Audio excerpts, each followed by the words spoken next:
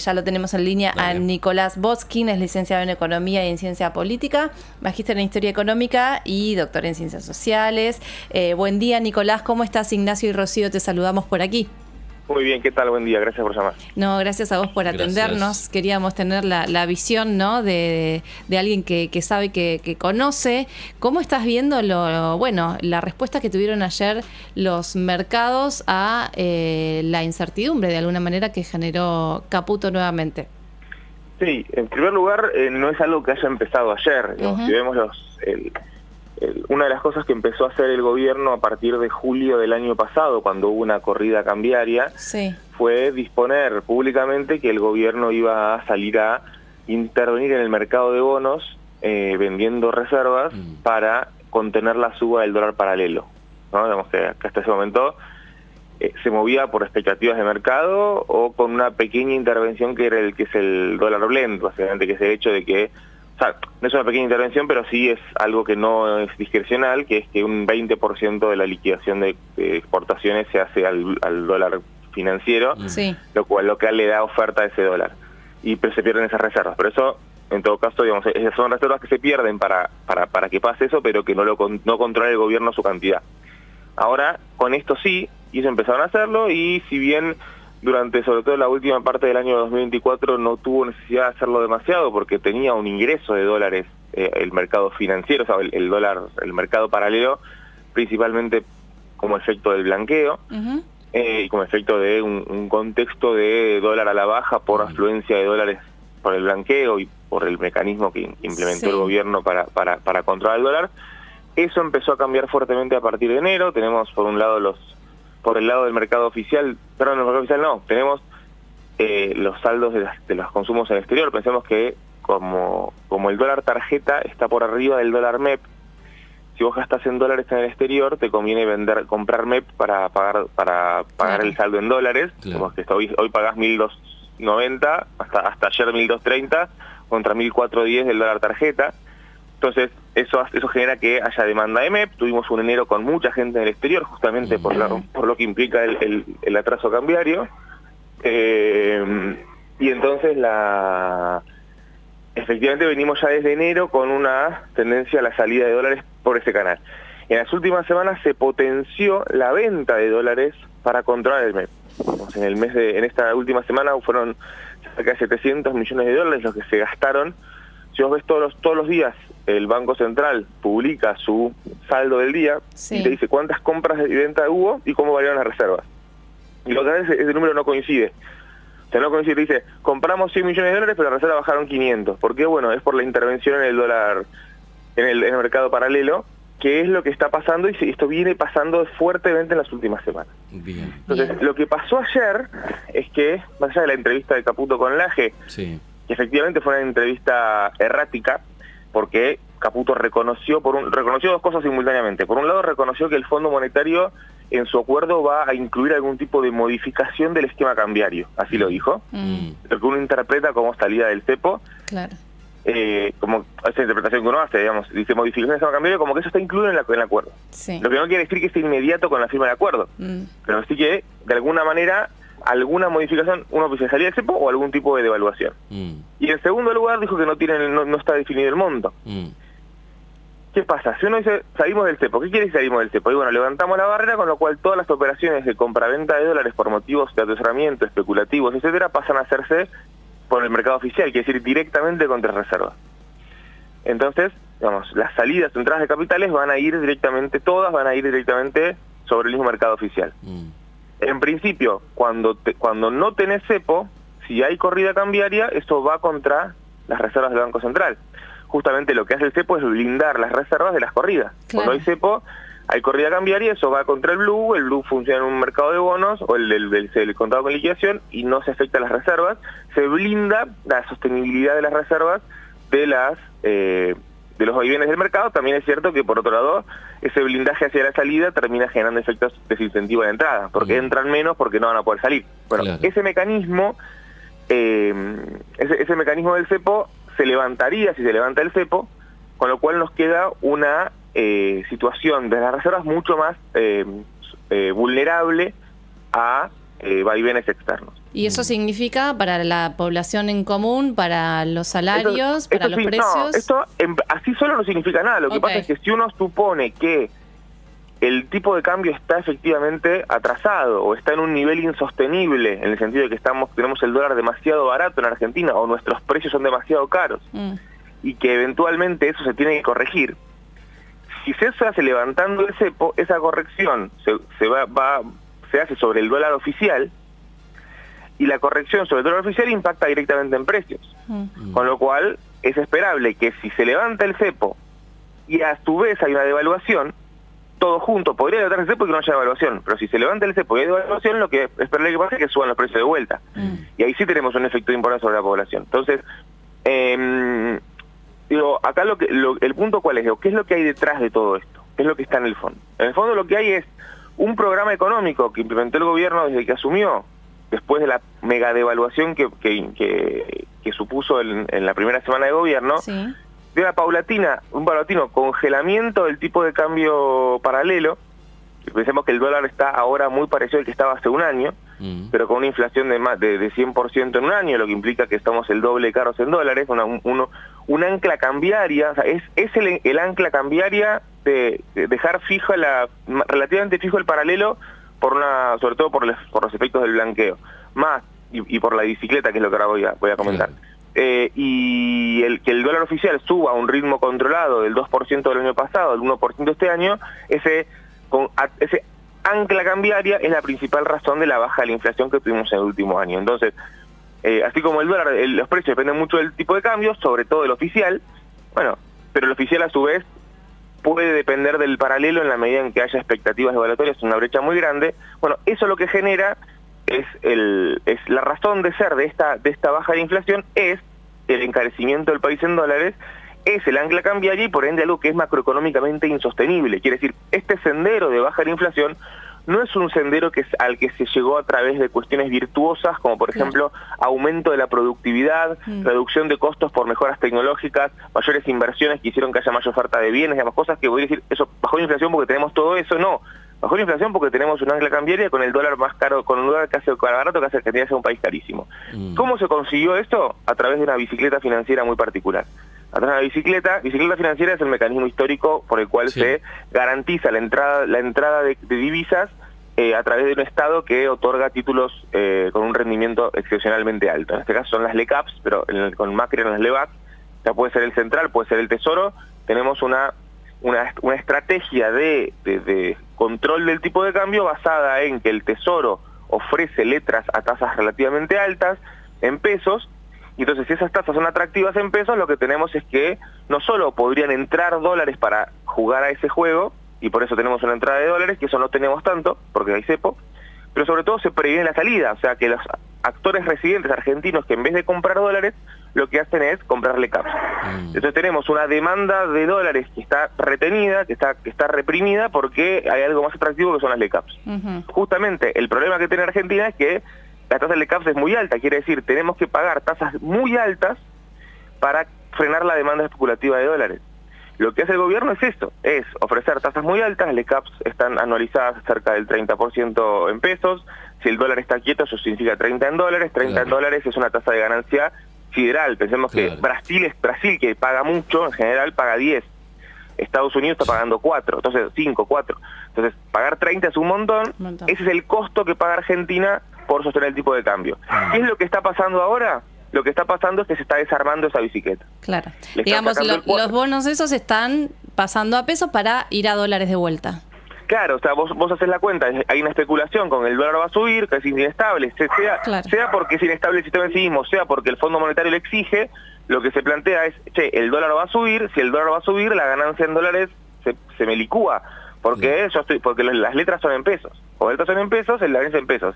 Si hay devaluación, se cae esa ganancia. Entonces, lo que está pasando es que efectivamente ya hace rato, desde antes de los dichos de Caputo, se venían desarmando posiciones. Pensemos, esta es una bicicleta chiquita, es un triciclo, digamos, una bicicleta local. No tenemos grandes capitales de afuera que están entrando a jugar. Porque tenemos cepo, porque no tenemos acceso a mercados internacionales de deuda desde el 2018. O sea, no es la bicicleta de que armó Caputo con Macri, que sí era gigantesca. esta es mucho más pequeña, justamente el cepo hace que sea pequeña, es básicamente, no tuvimos grandes entradas de dólares para jugar, lo que tuvimos es mucha gente que siempre saca dólares y esta vez dejó de sacarlos, o sea, mucho jugador interno, y esos mismos jugadores son los que están diciendo, este dólar no se sostiene, salgo. Ya engordé lo suficiente, ya tuve un año y pico la plata al 30% anual en dólares, ya me llevo los dólares, hago una ganancia redonda, y cuando empiezan a salir, al castillo de naipes, cuando empiezan a salir las cartas, se cae el resto. Porque cuando sale, hay salida de desarme de posiciones. Entonces, esa desarme de posiciones, ¿qué hace? Hay más gente que demanda. Cuando demanda sube el dólar, cuando sube el dólar, cae la rentabilidad del esquema. Cuando cae la rentabilidad del esquema, más gente sale. O sea, eso se hace una bola imparable la salida, lo que se conoce como una corrida cambiaria, que es lo que hubo ayer de forma moderada, no fue pequeña, digamos, el dólar MEP subió 60 pesos en un día, es bastante, pero no fue tampoco una corrida gigantesca, fue una corrida mediana. Y es lo que, perdóname Nicolás que te interrumpa, ¿es lo que intentó frenar Caputo con esta entrevista? No sé, digamos, yo no entiendo para qué hizo la entrevista, porque claramente la entrevista fue negativa en términos de este objetivo por cómo se dio esta cuestión.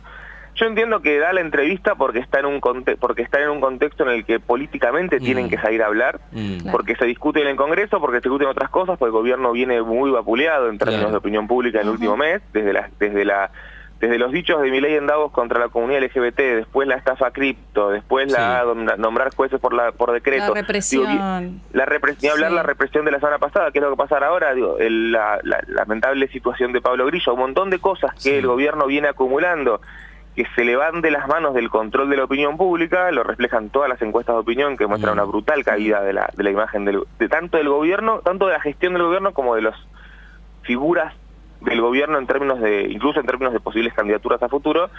Eso, el gobierno está perdiendo el control de la agenda, perdiendo el control de la narrativa, y eso implica necesidad de salir a hablar. Yo entiendo que es un poco, si ves los funcionarios hablando si fuera de la campaña electoral, tenés a los funcionarios hablando todos los días en los medios, es que algo tienen que salir a corregir. Vos sabés lo que pensaba, si yo voy para atrás con esta entrevista, la vuelvo a escuchar, pienso que la economía está entre broches hoy, o que es una bomba de tiempo que está ahí de explotar, ¿no? Porque si ayer dijiste hubo una mínima corrida, después de que habló el ministro de Economía, hoy se espera tal vez un panorama similar. Ayer veía redes sociales y era un caos si uno pensaba en qué podía pasar la economía. Te escucho hoy y digo, esto está a punto de explotar. A ver, es que siempre estuvo a punto de explotar, porque era un esquema totalmente inestable. Entonces, pero ese punto de explotar puede tener un montón de barreras y un montón de frenos y un montón de, sobre todo, pateos para adelante. El esquema es inestable. ¿Qué es lo que el gobierno dice? El gobierno lo que dice es que el superávit fiscal y el saneamiento de las cuentas del Banco Central ha hecho que el esquema macroeconómico sea estable, y entonces que el Fondo Monetario lo que viene a hacer es ayudar a que esta transición sea mejor y vamos a ser un país más feliz del mundo. Eso es lo que dice el gobierno. Ahora, lo que decimos nosotros es, este esquema es inestable porque la baja de la inflación no se debe ni al saneamiento de ninguna cuenta, ni al superávit fiscal, se debe al anclaje del dólar, y ese anclaje del dólar se sostuvo durante el año pasado en la bicicleta y en el blanqueo. Además, Nicolás, pienso, lo único que tiene para mostrar positivo, a fin de cuentas, el gobierno ahora es ese sostenimiento de la baja de la inflación, ¿no? Digamos, Sí, pero no es poca cosa, digamos. Más allá que el gobierno, efectivamente, habla de otra cosa, habla de superávit fiscal, que es superávit fiscal es algo que no lo palpamos demasiado nosotros, y en todo caso el gobierno construye una narrativa respecto de lo que bueno que es, cuando muchos decimos es un resultado contable, en todo caso puede tener sus efectos, pero no es un resultado en sí mismo. Además, ¿para qué te sirve este superávit fiscal? Pero, la baja de la inflación es un dato. Ahora, fíjate que el gobierno, la última dato de inflación, salió pero en realidad si le sacamos la carne, tal cosa. Ayer salió el dato mayorista y dice, el mayorista, si le sacamos el crawling, tal cosa. Todo el tiempo hay una cuestión narrativa de cómo construyen el dato para decir que le salen las cosas bien, que lo hacen todo el tiempo. Efectivamente, el dato importante y valorable del gobierno es que bajó la inflación, eso es real, más allá de las discusiones que podemos tener sobre el índice, sobre las excusas, lo que sea, la inflación ha bajado. El tema es que el gobierno dice que la inflación ha bajado principalmente por su política fiscal y monetaria, y lo cierto es que bajó por el dólar barato. Por todo lo que explicaste desde hace unos minutos. Por eso. En el segundo lugar, y hay otros elementos que contribuyen. Uno es la represión salarial y otra es la recesión económica. Son los elementos que ayudan a eso. O sea, el contener los salarios y que la actividad económica esté deprimida. Son el segundo y tercer elemento que explican la baja de la inflación durante el año pasado y principio de este año, principalmente igual el punto más fuerte es el dólar. La recesión en principio se está terminando, ya este año Argentina va a terminar creciendo, los salarios en principio algunos se han mostrado un desempeño más bien heterogéneo, algunos subieron, otros no, la mayoría no, pero hay algunos que sí pudieron recuperar la inflación. Entonces, el tema es el tipo de cambio, y ese tipo de cambio, ese dólar barato, está atado con pinzas porque depende de un esquema macroeconómico sostenible, que es el esquema que es básicamente el esquema de la bicicleta. Entonces, es la bicicleta la que garantiza que los precios estén bajos. Y esa bicicleta es un Ponzi, es un esquema, es una estafa piramidal en términos de que paga rendimientos que no se generan en el mismo proceso. Claro. O sea, paga rendimientos que solo se generan si entran más jugadores a jugar. Claro, paga rendimientos en detrimento de otros actores. Paga rendimientos en términos de una deuda pública que la única forma que tiene de poder seguir pagándose es que haya más jugadores que entren a invertir. Claro. Entonces, es un Ponzi. Entonces, en algún momento los Ponzi se caen. Lo que hace el Fondo Monetario, lo que hizo en el 2018 el Fondo Monetario fue poner los dólares para que el Ponzi no se lleve puesta a la economía en su conjunto. Por eso cuando los funcionarios del gobierno de Macri te dicen el llamar al fondo no aumentó la deuda total, es verdad, porque había deuda que se repagó, lo que el fondo puso los dólares para que salga gente que ya había comprado papeles de deuda. Hubo un cambio de acreedor de bonistas privados al fondo. Ahora se espera lo mismo. Quiero decir, el fondo aumenta la deuda del tesoro, lo que dijeron de las letras intransferibles centrales es un chamullo, no tiene sentido, es parte de esa construcción narrativa, pero lo más importante de todo es que efectivamente esta plata del fondo, si viene para garantizar la salida del desarme de posiciones de la bicicleta sin una devaluación brutal. Porque sin esa plata del fondo, cuando se cae la bicicleta, independiente de que haya o no haya salida del cepo, el dólar sube. Claro. Y si el dólar blue sube mucho, el dólar MEP sube mucho, eso tira para arriba la curva de futuros, tira para arriba las expectativas de la tasa oficial.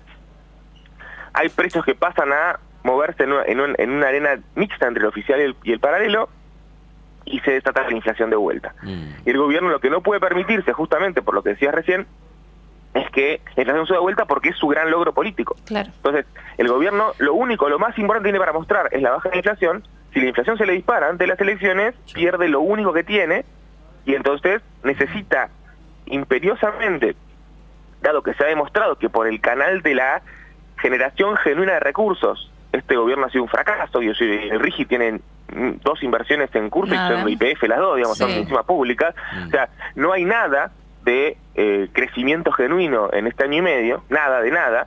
Entonces lo único que tienen es este crecimiento ficticio basado en la bicicleta financiera y el dólar barato. Todo eso, lo único que se sostiene es este mecanismo cambiario. Si el mecanismo cambiario se cae porque se desarman las posiciones, vuelve la inflación y el gobierno se queda sin nada, por lo cual necesita imperiosamente que la inflación no se dispare, por lo menos antes de las elecciones. Después, en todo caso, podrá seguir confiando en que no sucedió estos años, pues sí sucederá el 2026. Claro. No lo sé. Si llegaran a conseguir, por lo que vos comentás, entonces, si llegaran a conseguir los fondos del Fondo Monetario, lo que harían es postergar entonces todo escenario, ¿no? Para seguir obviamente, porque encima después tenés los vencimientos del fondo, aparte se postergan la única parte razonable del acuerdo con el fondo es que efectivamente se postergan los pagos que empiezan a ser fuertes en 2026, que son los pagos del acuerdo que hizo Guzmán. Claro. Recordemos que Guzmán en 2022 hizo un acuerdo con el Fondo Monetario, pero ese acuerdo fue un acuerdo que no incrementó la deuda, básicamente refinanció los pagos del acuerdo que había firmado el propio Caputo en 2018. Entonces, Guzmán tuvo su acuerdo, pero fue un acuerdo que no pidió fondos nuevos, simplemente pateó los pagos. Esos pagos que se patearon en el 2022 empiezan a ser en 2026. Entiendo que este acuerdo vuelve a patearlos hasta el 2029. Bueno, esa parte es razonable del acuerdo. Lo que pasa es que encima incluye fondos frescos. La parte de fondos frescos, que entre plata nueva, entiendo que por más de que el gobierno arma un cuentito, sobre todo que no es más deuda, sí. No solo que no es más deuda por el tema de las letras intransferibles, sino decir que esto no es por la fiscal, esto es para sanear las cuentas del Banco Central. Eso siempre es así, digamos, el Fondo Monetario jamás financia gasto público. El Fondo Monetario financia política monetaria, financia balance de pagos.